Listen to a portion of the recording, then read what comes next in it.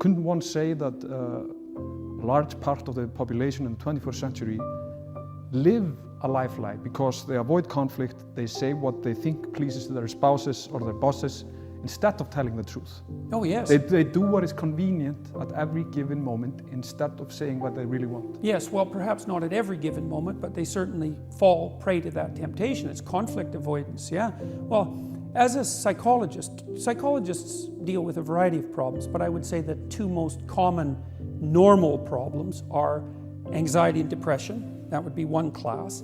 And the other would be lack of assertiveness. And lack of assertiveness subsumes the problems that you just described. People won't stand up for themselves and say what they need and want, and then they don't negotiate properly. And they're avoiding conflict in the short term, which is a form of lie by omission. And what that means is that problems aggregate around them. And that's often why people end up divorced. You know, people will stay married for a long time, and one partner will say to the other eventually, well, I've been unhappy for the last 8 years.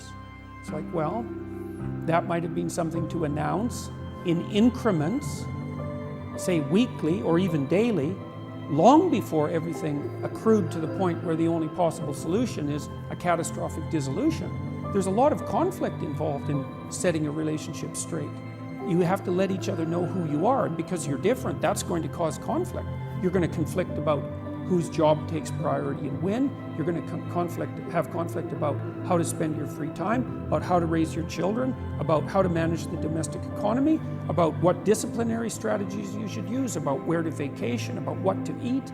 Like, all of those things have to be negotiated through, and all of that requires truthfulness so that each of you know what the other wants and will be satisfied with, and conflict. It's very, very what would you say? The only thing more exhausting than telling the truth and negotiating with your spouse is not doing it and waiting for the divorce. Both of them are difficult, but I would recommend the former. Yeah. If we talk about the workplace, what do you want to say to those viewers that regularly, agree with their bosses instead of telling the truth? What are they doing to themselves in the long run?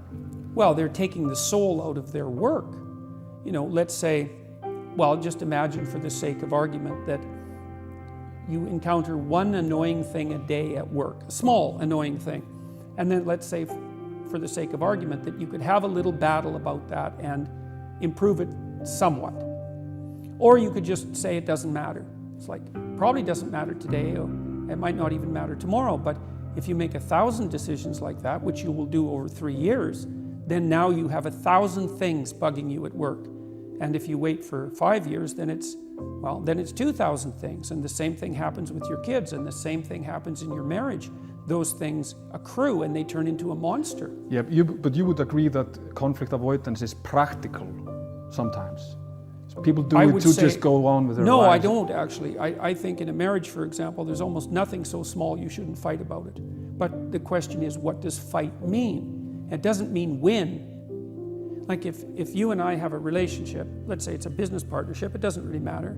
If we have a relationship and we have a difference of opinion, we need to battle it through.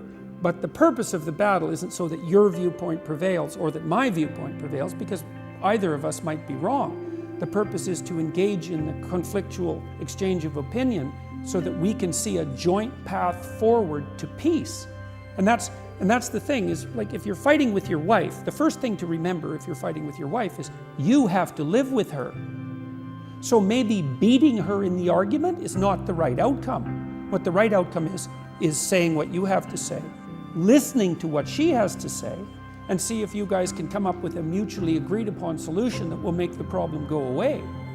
A lot of these conversations are full of falsehoods and lies. Mm-hmm. People are nice to people they dislike. Mm-hmm. They're being fake because they try to be friendly.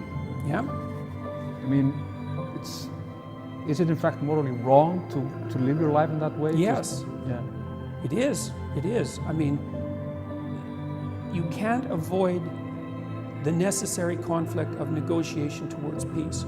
If you avoid it, all that it means is that it accrues and multiplies. It's one of the oldest stories we have. The oldest stories we have point to that as part of the prime moral doctrine. it's a form of impulsivity. You know, if you only do what you want in the moment, impulsively, that there will be consequences of that into the future, which is why you shouldn't act impulsively. Impulsively avoiding conflict is exactly the same.